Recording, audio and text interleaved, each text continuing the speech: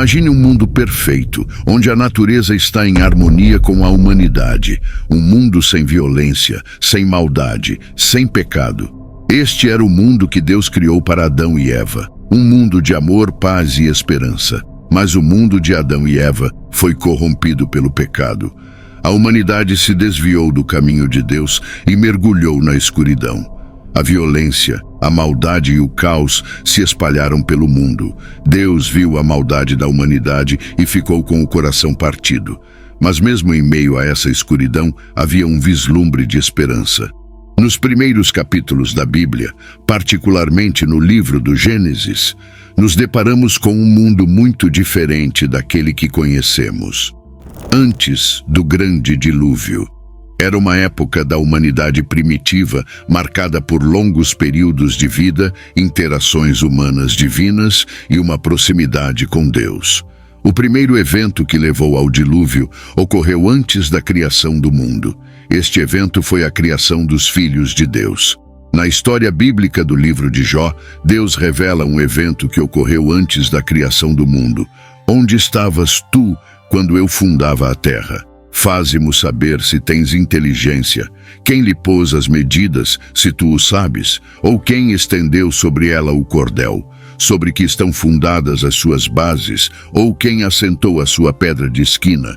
Quando as estrelas da alva juntas alegremente cantavam, e todos os filhos de Deus rejubilavam. Jó capítulo 38, versículos de 4 a 7. Neste instante sublime, as estrelas da manhã cantavam em harmonia, e todos os filhos de Deus, os anjos, exultaram em júbilo. É aqui que a revelação nos atinge. Seres celestiais, conhecidos como as estrelas da manhã e os filhos de Deus, testemunharam a própria criação da terra. Eles celebraram a glória, o poder e a incomensurável sabedoria de Deus, envolvidos no processo de conceber o nosso mundo. No entanto, alguns dos filhos de Deus se rebelaram contra Deus e se envolveram em relações sexuais com as filhas dos homens. Isso levou à criação de uma raça de gigantes que eram violentos e perversos. Devido ao pecado dos filhos de Deus, Deus decidiu destruir a terra com um dilúvio. No entanto, ele encontrou um homem justo chamado Noé e ordenou que ele construísse uma arca para salvar sua família e um par de cada animal do mundo. A Bíblia só faz referências passageiras aos anjos caídos antes do dilúvio. Isso ocorre porque a grande maioria dos anjos no céu nunca perderam o caminho ou se voltaram para o mal. No entanto, houve alguns que tomaram essa decisão. Essa queda, inevitavelmente, nos leva a considerar o livre-arbítrio dos anjos. E é aqui que o livro de Judas lança luz sobre o assunto. Judas, nos versículos 5 e 6 na Bíblia Amplificada, nos lembra de um importante acontecimento. Agora quero lembrá-lo, embora você esteja totalmente informado de uma vez por todas, que o Senhor, depois de salvar um povo da terra do Egito, posteriormente destruiu aqueles que não acreditaram, que se recusaram a confiar, obedecer e confiar nele, e anjos que não mantiveram seu lugar de poder designado, mas abandonaram sua morada adequada. Estes ele manteve em correntes eternas, sob a espessa trevas de total escuridão, para o julgamento do grande dia. A causa da queda dos anjos é desconhecida. Alguns acreditam que foi o orgulho ou a rebelião contra Deus. Outros acreditam que foi o desejo de experimentar o livre-arbítrio. Satanás, que se disfarça de anjo de luz, está no comando dos anjos caídos. Ele é o líder da grande rebelião, um evento em que Satanás e 1/3 das legiões angélicas do céu travaram guerra contra Deus e seus anjos em um esforço para derrubar a autoridade de Deus na esfera eterna. O diabo planejou uma conspiração para derrubar Deus, seu Criador, e ele e os anjos que o seguiram acabaram sendo derrotados no conflito. Temos um relato disso de Jesus mesmo, enquanto estava no mundo. Jesus falou sobre a glória e majestade que ele compartilhou com Deus o Pai antes que o mundo existisse. João capítulo 17, versículo 5 diz: Agora, ó Pai, glorifica-me junto contigo com a glória e majestade que eu tinha contigo antes que o mundo existisse. O reino de Satanás é altamente organizado com diferentes áreas e níveis de autoridade. Sua sede está nas regiões celestiais. Esse é um fato surpreendente, mas é bastante claro. O fato de que Satanás lidera um reino altamente organizado surpreende algumas pessoas, mas há muitas indicações disso na Bíblia. Uma guerra espiritual começou. É um confronto entre dois reinos. Um reino é governado por Deus, o príncipe da paz, enquanto o outro é governado por Satanás, o príncipe das trevas. Após ser expulso do céu, Satanás e seus seguidores se comprometeram uns com os outros e formaram o reino rebelde.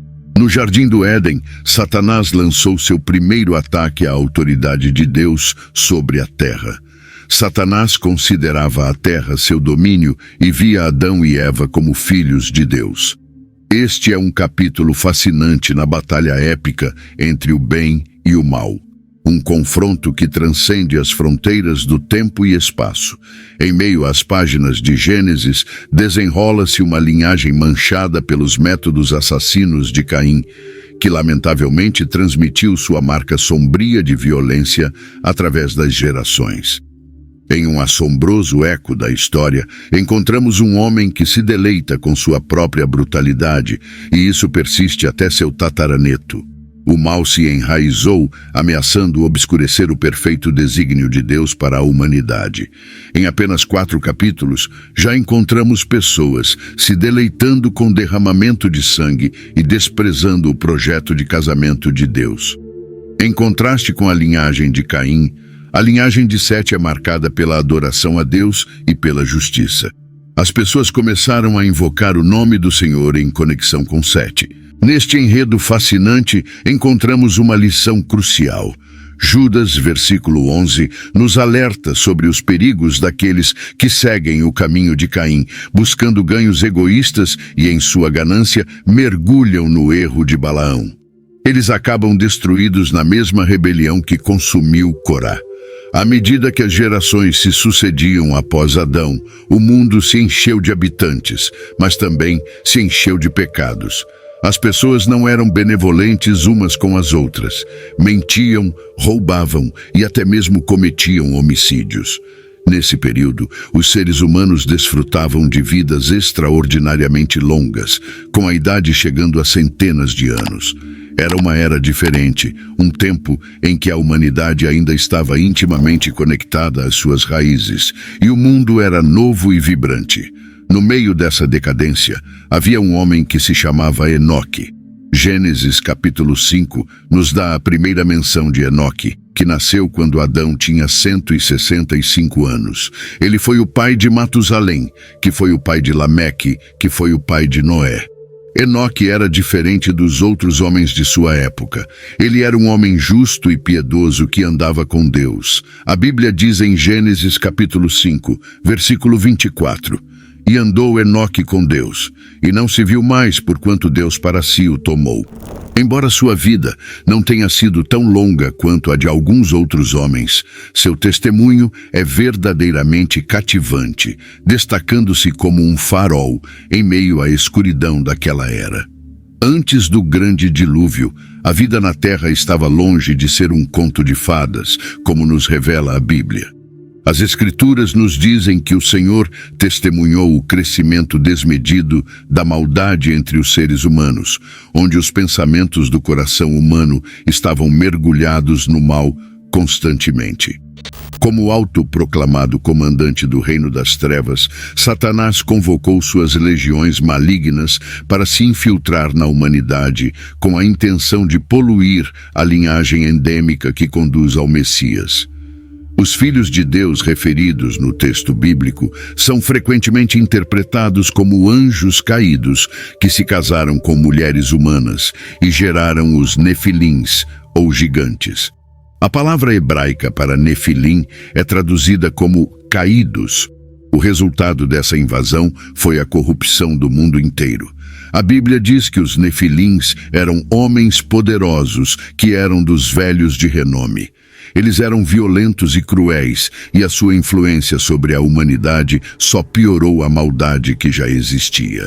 Imagine um mundo onde a paz e a bondade eram escassas, onde a terra estava afogada em pecado, violência e imoralidade.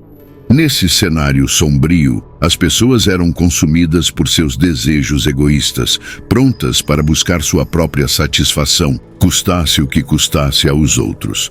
Valores como honestidade, integridade e bondade eram rarefeitos e mal compreendidos.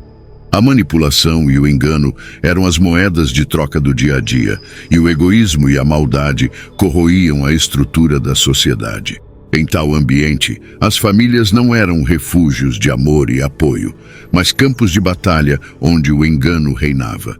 Os vizinhos não se preocupavam uns com os outros. Em vez disso, buscavam oportunidades para explorar. Os governos não promoviam justiça, mas mantinham sistemas opressores que favoreciam os poderosos em detrimento dos fracos. Nesse cenário de caos, surge um elemento incomum: os nefilins. Essas criaturas eram extraordinárias, muito mais fortes e imponentes do que os seres humanos normais. No entanto, em vez de trazer soluções, eles exacerbaram os problemas do mundo. Eram admirados, temidos e até adorados, mas sua presença afastava as pessoas ainda mais do Deus verdadeiro que as criara. O poder impressionante dos nefilins os tornou objetos de fascínio, mas também contribuiu para a espiral descendente do mundo, afundando-o cada vez mais no caos e no pecado. Em meio a essa turbulência, a humanidade lutava para encontrar seu caminho de volta à luz. Neste cenário sombrio, Deus contemplou a crescente maldade da humanidade, um declínio espiritual e moral que o entristeceu profundamente. A criação que outrora fora sua joia mais preciosa, a humanidade, havia perdido seu rumo. Em vez de viverem em harmonia entre si e com o mundo, as pessoas estavam sendo devoradas pela violência, malícia e engano. Deus sentiu uma tristeza imensurável, algo tão profundo que transcende nossa compreensão. Imagine a angústia de um pai com o coração partido pelas ações rebeldes de um filho. Agora, multiplique essa dor infinitamente. Neste momento de intensa aflição, Deus tomou uma decisão difícil, uma que ecoaria através das eras. Ele disse: "Destruirei a humanidade que criei da superfície da terra, não apenas o homem, mas também os animais, as criaturas rastejantes e as aves dos céus, porque me entristece profundamente ver os pecados da humanidade e lamento tê-los criado." Gênesis capítulo 6, versículo 7. Deus estava profundamente desapontado com as ações da humanidade que ele havia moldado com amor e cuidado. Sentiu que não havia outra opção para corrigir um mundo que estava rapidamente se desintegrando em caos. No entanto, mesmo no meio dessa escuridão, um vislumbre de esperança brilhou.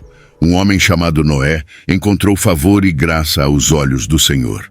Em um mundo que havia se desviado do caminho correto, Noé se destacou como um farol de esperança. Era um homem de integridade e fé inabalável. Os registros da história da família de Noé descrevem-no como um homem justo, íntegro em sua geração.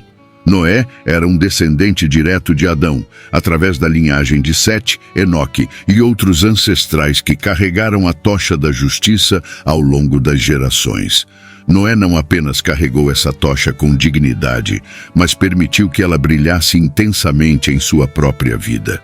Ele também era um pai amoroso e um marido fiel, passando para seus 3 filhos, Sem, Cam e Jafé, as mesmas virtudes que ele guardava em seu coração. Apesar da escuridão que cercava o mundo, a casa de Noé era um santuário de piedade, um farol de retidão.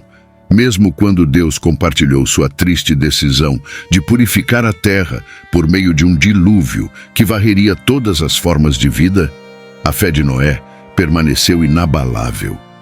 Ele compreendeu a gravidade da tarefa que tinha pela frente e aceitou-a com pesar, mas com um coração resoluto. Deus declarou: "Irei acabar com todas as pessoas, pois a terra está cheia de violência por causa delas. Certamente destruirei tanto as pessoas quanto a terra." Gênesis capítulo 6, versículo 13. Neste momento crucial da história, Noé se ergueu como um exemplo de fé, perseverança e obediência a Deus, preparando-se para uma missão que moldaria o destino da humanidade de maneiras que jamais poderiam ter sido imaginadas. Deus viu em Noé a escolha perfeita para ser o guardião de um novo começo para toda a humanidade.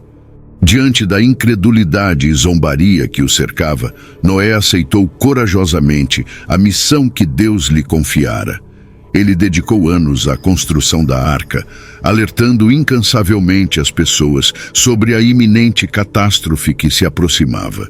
Enquanto o mundo duvidava e ria de suas ações, Noé perseverou, erguendo a arca gigantesca que se tornaria sua salvação e a de sua família.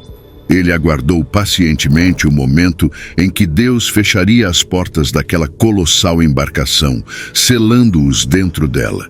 E então, quando o céu se abriu e as águas começaram a baixar, as virtudes de Noé brilharam como uma pedra angular para um novo mundo. Sua fidelidade inabalável e obediência escrupulosa foram os alicerces sobre os quais a nova humanidade surgiria. Em um mundo mergulhado no caos, a luz de Noé brilhava mais intensamente, um testemunho do poder duradouro da virtude e da fé diante da escuridão avassaladora. Deus fez uma aliança com Noé, fornecendo detalhes precisos sobre a construção da arca. Esta não era uma embarcação comum, era uma obra-prima de design divino, destinada a salvar as últimas formas de vida em meio à inundação iminente. Suas dimensões, projetos e planos eram minuciosamente delineados por Deus. A arca teria 450 pés de comprimento, 75 pés de largura e 45 pés de altura, com portas e janelas estrategicamente posicionadas. Noé aceitou o monumental desafio de construir a arca, enfrentando o ridículo e o ceticismo de muitos. Com fé incansável, moldou a magnífica embarcação ao longo dos anos, tornando-a um testemunho inegável de sua obediência e fidelidade a Deus. Além das instruções de construção, Deus também orientou Noé sobre quem e o que trazer para dentro da arca. Sua esposa, filhos e noras foram designados para embarcar, junto com uma representação de todas as criaturas vivas, de acordo com as diretrizes divinas. No final, Noé realizou tudo exatamente como Deus ordenou. Sua fé inabalável, sua dedicação incansável e sua obediência exemplar tornaram-no o herói que liderou a humanidade em direção a um novo começo, enquanto o dilúvio engolia o mundo antigo. Envie esse vídeo para edificar a vida de um amigo.